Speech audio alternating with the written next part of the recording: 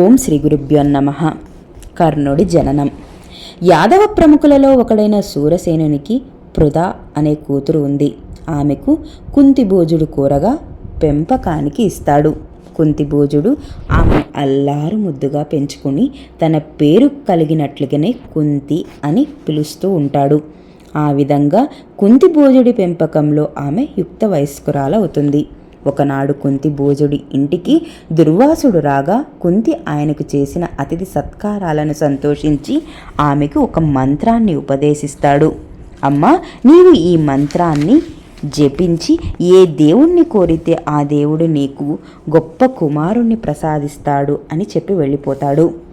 ఇది ఎంతవరకు యథార్థమో చూడాలనుకుని అభిప్రాయంతో కుంతి ఒకనాడు సూర్యభగవానుణ్ణి మనసులో నిలుపుకొని ఆ మంత్రాన్ని జపించి ఆయన అనుగ్రహం వలన కవచకుండలాలు గల తేజో సంపన్నుడైన బాలుణ్ణి పొందుతుంది.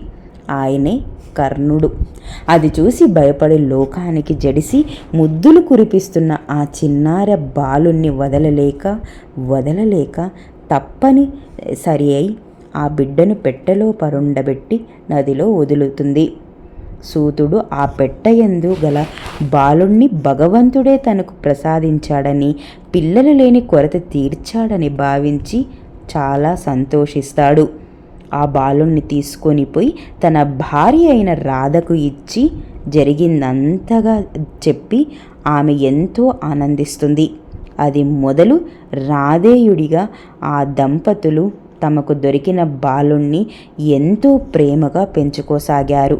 ఆ బాలుడే కర్ణుడు. స్వస్తి.